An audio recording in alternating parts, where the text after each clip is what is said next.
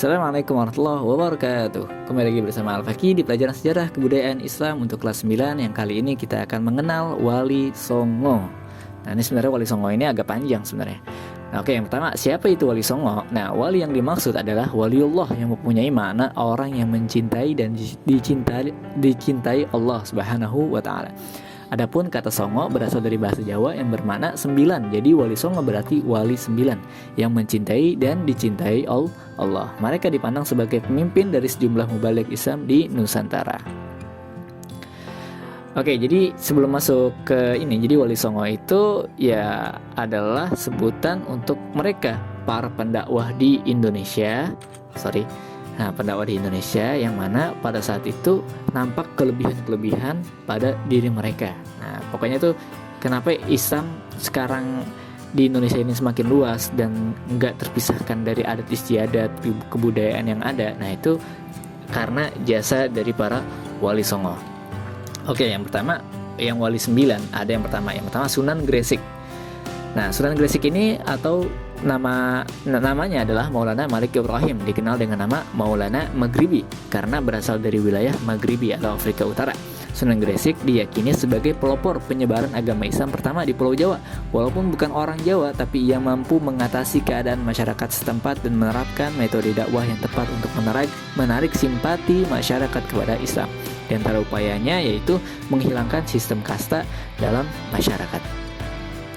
Nah, Sunan Gresik atau Maulana Malik Ibrahim atau Ma'dum Ibrahim As-Samarkandi atau dikenal dengan sebutan Syekh Maghribi diperkirakan lahir di Samarkand, Asia Tengah pada paruh awal abad ke-14. Wafat di Gresik 12 Rabiul Awal tahun 882 Hijriah atau 8 April 1419 Masehi. Daerah dakwahnya adalah Gresik.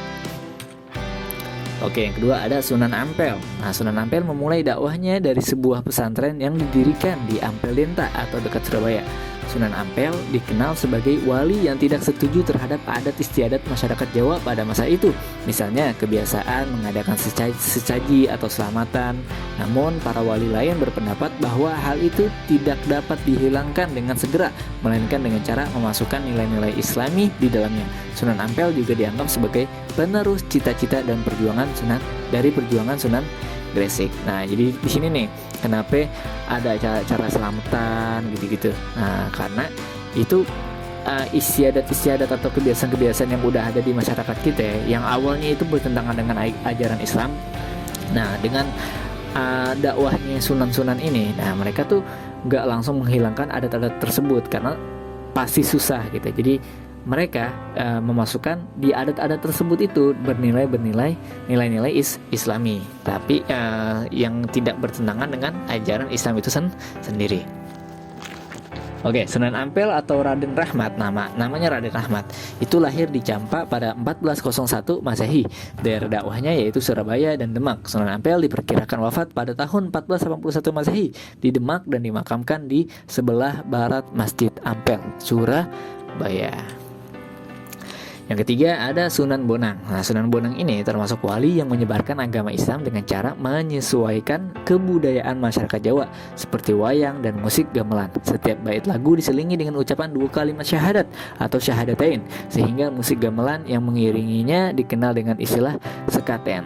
Wah, Sunan Bonang tuh. Terus Sunan Bonang atau Raden Ma'dum Ibrahim lahir di Ampel Denta pada tahun 1465 Masehi. Daerah dakwahnya yaitu Jawa Timur, dikenal karena pengetahuannya yang luas dalam ilmu fikih.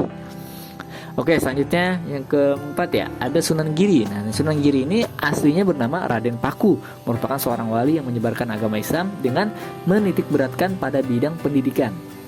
Sunan Giri merupakan tokoh pemersatu Indonesia di bidang pendidikan agama Islam. Lahir di Blambangan pada 1442 Masehi. Daerah dakwahnya yaitu Blambangan, merupakan anak dari Maulana Ishaq, saudara sekandung Maulana Malik Ibrahim.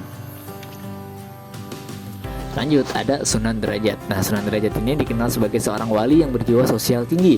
Perhatiannya yang demikian besar terhadap masalah sosial sangat tepat karena ia hidup pada saat kerajaan Majapahit runtuh dan rakyat mengalami krisis yang memprihatinkan. Dalam mendakwah, ia juga menggunakan media kesenian. Pangkur adalah salah satu ciptaannya. Nah, ini kayak seru nih kalau kita nanti menelusuri Pangkur itu kayak gimana nih. Sunan Derajat atau Raden Qasim itu lahir pada tahun 1470 Masehi, putra dari Sunan Ampel dari istrinya yang bernama Dewi Chandrawati. Sunan Derajat mendapat tugas pertama kali dari ayahnya untuk berdakwah ke pesisir Gresik. Selanjutnya ada Sunan Kalijaga atau Kalijogo. Nah, ini terkenal banget nih. Bahkan kita pun, orang-orang masyarakat kita pun nggak asing lah dengar nama Kalijaga. Sunan Kalijaga dikenal sebagai orang wali juga sebagai budayawan dan seniman. Sunan Kalijaga melakukan dakwahnya dengan cara berkelana dengan berupa pertunjukan wayang kulit, alur cerita, dan tokoh wayang memuat nilai-nilai Islam. Di antara lagu yang diciptakannya adalah Dangdang Gula. Sunan Kalijaga atau Raden Said lahir sekitar tahun 1450 Masehi, merupakan wali yang berjiwa besar, pemimpin, pejuang, mubalik, pujangga, dan filosof, wafat di desa Kadanglu, Demak. Ada juga Sunan Kudus. Nah, ini wali Songo yang mendapat gelar wali al-ilmi, orang berilmu luas, adalah Sunan Kudus karena memiliki berbagai ilmu agama seperti ilmu tauhid dan fikih. Ia mendapat kepercayaan dan Kesultanan Demak untuk mengendalikan pemerintah dan hakim tinggi di wilayah itu. Untuk melancarkan penyebaran Islam, ia membangun sebuah masjid di Kudus yang disebut Menara Kudus karena di sampingnya terdapat menara tempat duduk masjid. Nama kecilnya Jafar Shadiq. Ia putra pasangan Sunan Ngudung dan Syarifah, adik Sunan Bonang, anak Nyi Ageng Maloka. Mengajarkan Islam di daerah Kudus dan sekitarnya, mendekati masyarakat Kudus dengan memanfaatkan simbol-simbol Hindu dan Buddha. Selanjutnya ada Sunan Muria. Nah, Sunan Muria ini termasuk salah satu wali Songo yang dikenal pendiam tetapi sangat tajam fatwanya. Ia juga dikenal sebagai guru tasawuf. Dalam menyebarkan agama Islam, ia lebih memfokuskan di daerah pedesaan karena ia sendiri tinggal di tempat yang jauh dari keramaian bersama rakyat biasa. Ia juga seorang wali yang menyukai seni.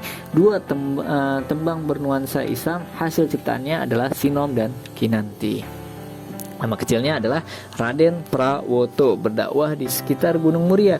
Nama Muria diambil dari tempat tinggalnya terakhir di lereng Gunung Muria. Selanjutnya ada Sunan Gunung Jati. Nah, wali Songo yang sangat berperan dalam penyebaran agama Islam di Cirebon, Jawa Barat adalah Sunan Gunung Jati.